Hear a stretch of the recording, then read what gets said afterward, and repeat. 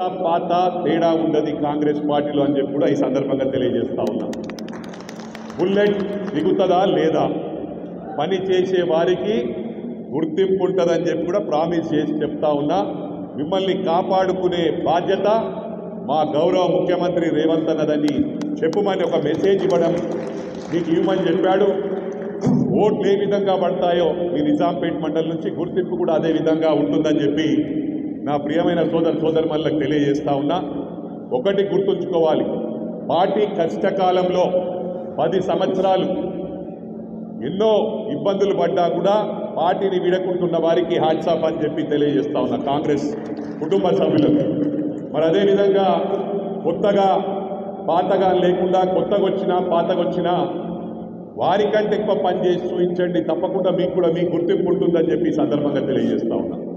మరి అదేవిధంగా గౌరవ ముఖ్యమంత్రి గారి సూచనల ప్రకారం నేను ఒకటి విజ్ఞప్తి చేస్తా ఉన్నా.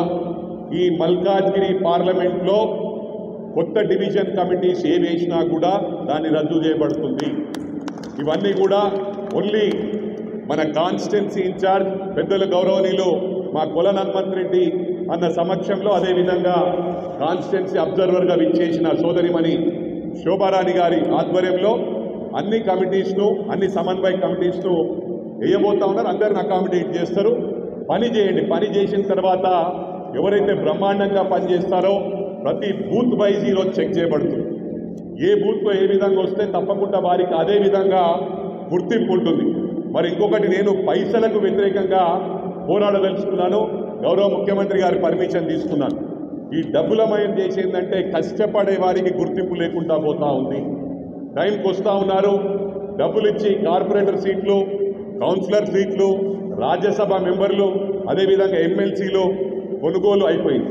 అంటే గత ప్రభుత్వంలో సిస్టంలో మార్పు రావాలి, కష్టపడే వారికి గుర్తింపు రావాలనే ఉద్దేశంతో నేను ఫుల్ ప్లెడ్జ్గా మీ అందరి తరఫున పోరాడతాను. డబ్బులకు ప్రమాణపూర్వకంగా తెలియజేస్తా ఉన్నా, ప్రామిస్ చేస్తా ఉన్నా, నా కంఠం ఊపిరిండే వరకు డబ్బులకు అమ్ముడుపోయే ప్రసక్తి లేదు. కాంగ్రెస్ పార్టీ అంటేనే డబ్బులకు వ్యతిరేకంగా బీదవారికి లిఫ్ట్ ఇచ్చిన పార్టీ కాంగ్రెస్ పార్టీ. ఇవాళ ఏ గ్రామానికి వెళ్ళినా కూడా ఎక్కడ చూసినా డబుల్ బెడ్రూమ్ లేవు. ఏమున్నాయంటే ఇందిరా మిల్లు అంటున్నారు. డబుల్ బెడ్రూమ్లు 10 సంవత్సరాల నుంచి అగిస్తాం అని చెప్పి, మరి అది కాకుండా ఆ డబుల్ బెడ్రూమ్లను పక్కకు పెట్టి దళిత బంధు, బీసీ బంధు అని చెప్పి ఊర్లో ఒక 100 కడుపుంటే ఒకరికి ఇచ్చిండ్రు, వాళ్ళు ఎంబడి తిరిగేటోళ్ళకు. అదేవిధంగా బీసీ బంధు కూడా 300 కడుపుంటే ఒక 2కి ఇచ్చిండ్రు. అంటే ఇది అన్యాయం.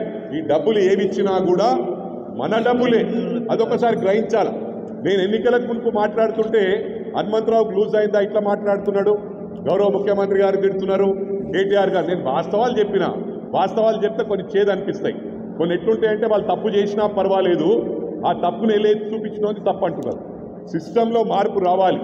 ఇది డెమోక్రటిక్ కంట్రీ, అతిపెద్ద ప్రజాస్వామ్య దేశం, ప్రపంచంలోనే బిగ్గెస్ట్ డెమోక్రటిక్ కంట్రీ. ఇక్కడ మనం భయపడే అవసరం ఏంది? డెమోక్రసీలో మాట్లాడే అధికారం లేదా? ఒకరు పొరపాటు చేస్తారు, తప్పు చేస్తారు, ఆ తప్పు చూపించొద్దా? చూపించకపోతే ఎట్లా తెలుస్తుంది? మన వాళ్ళు ఉదాహరణకు చెప్పాలంటే తెలంగాణ ప్రజలు అమాయక ప్రజలు అని చెప్పి కూడా ఈ సందర్భంగా తెలియజేస్తాం. ఎందుకంటావు? ఒకరు చెప్తారా ఎందుకు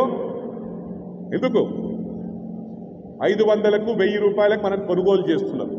5 సంవత్సరాలకు 1000 రూపీస్ ఇచ్చి కొంతమంది 500కే అమ్ముడుపోతున్నారు. వాళ్ళ అమాయకులు, వాళ్ళ మజ్బూరీ తీసుకొని వీళ్ళు అండ్యూ అడ్వాంటేజ్ తీసుకుంటున్నారు. దీన్ని మనము ఫుల్ స్టాప్ పెట్టకపోతే రేపు సిస్టమ్కు మంచిది కాదని చెప్పి కూడా మీ అందరికి తెలియజేస్తా ఉన్నాం. 1000 రూపాయలు తీసుకుంటే ఎంత వస్తుంది మనకు? ₹2.72 5 ఇయర్స్. అంటే 5 ఇయర్స్కు రోజుకు ₹2.72 ₹2.72 ఒక ఛాయ్ వస్తుందా నీకు? అంటే ఒక ఛాయ్ ఖర్చు కూడా కాదు, మనం కొనేసుకుంటారు వాళ్ళు లక్షలాది కోట్లు. హైదరాబాద్లో భూములు, అసైన్మెంట్ భూములు, వక్ఫ్ బోర్డు భూములు 55,000 ఎకరాలను మొత్తం స్వహా చేసేసిండ్రు. ఎన్ఓసీలు ఇప్పించిండ్రు, అసైన్మెంట్ భూములు, పాస్బుక్లు ఇప్పించిండ్రు బెనామీల పేర్ల మీద. హైదరాబాద్లో ప్రభుత్వ భూములు, ఒక ప్రగతి భవను, ఒక సెక్రటరేట్ కట్టగానే అయిపోయిందా? ఎవరి జాగిరిది? మనం ట్యాక్స్ పేయర్స్, మన డబ్బులు అవి. ఎవరు గ్రహిస్తలేరు, వాళ్ళు ఏదో ఇంతకెళ్ళి ఇస్తున్నారు అన్నారు. ఒకప్పుడు మదనన్న బాధపడతాడో మరి నాకు తెలియదు, ఎందుకంటే మదనన్నకు మంచి స్నేహితుడు. గౌరవ ముఖ్యమంత్రి గారు, మాజీ ముఖ్యమంత్రి గారు 500 రూపాయలు 1000 రూపాయలు ఇళ్ళ దగ్గర తీసుకొని ఖర్చు పెట్టుకుంటుండే. మదన్ ఒక 1000 రూపాయలు ఇస్తావా, ఇలా బాటలు తెప్పిస్తావా అంటుండే. అటువంటి పరిస్థితి ఇలా ఎక్కడికి పోయినరు, ఏ స్థాయికి పోయినరు, లక్షల కోట్లకు ఎదిగినరు, లక్షల కోట్ల అప్పు చేసిండ్రు, లక్షల కోట్ల జాగలు స్వాహా చేసిండ్రు. ఇవన్నీ ఎవరికి మీకు అర్థమైతలేదు. నేను మాట్లాడితే నేను లంగనైపోయినా. ఇది వాస్తవాలు మాట్లాడుతున్నా, నాకు భయపడే ప్రసక్తి లేదు. నేను ఆల్రెడీ 59-60 ఇయర్స్కి వస్తున్నా. ఇంకా 10 సంవత్సరాలు బతుకుతున్నో 15 సంవత్సరాలు బతుకుతున్నో మైనంపల్లి హనుమంతరావు అనేటోడు ఇట్లే ఉంటాడు. పైసలకు వ్యతిరేకంగా పోరాడతాడు. ఎవరైతే డైరెక్ట్ వచ్చి 200 కోట్లు ఇచ్చి 500 కోట్లు ఫ్రీగా నీకు హాస్పిటల్ సర్వీస్ ఇస్తా, ఫ్రీగా బిస్ ఇస్తా అనగానే మనం నమ్ముతున్నాం. వాళ్ళకు బిజినెస్ అయిపోయింది. ఒక 300 కోట్లు ఇన్వెస్ట్ చేస్తే 1000 కోట్లు సంపాదించాల జాగలు అన్ని కబ్జాలు పెట్టాలా. 1000 కోట్లు ఇన్వెస్ట్ చేస్తే రేపు 5000 కోట్లు, 5000 కోట్లు అయితే సీఎం కావాలి నాకు 50,000 కోట్లు టార్గెట్ పెట్టుకుంటాడు. మరి వీళ్ళు మంచోళ్ళ? మన కోసం రేవంత్ రెడ్డి గారు ఎన్నో ఇబ్బందులు పడ్డాడు, ఎన్నో కేసులు జైలుకు పంపించిండ్రు. ఎవరు సుద్దపూసలు కాదు, అన్నీ ఏంటంటే ఏదనుకుంటే అది చేస్తారు. ఇలా చేస్తే ఒక్కరు కూడా మిగిలిన అందరు జైలుపోతారు అని చెప్పి ఈ సందర్భంగా నేను తెలియజేస్తా ఉన్నా.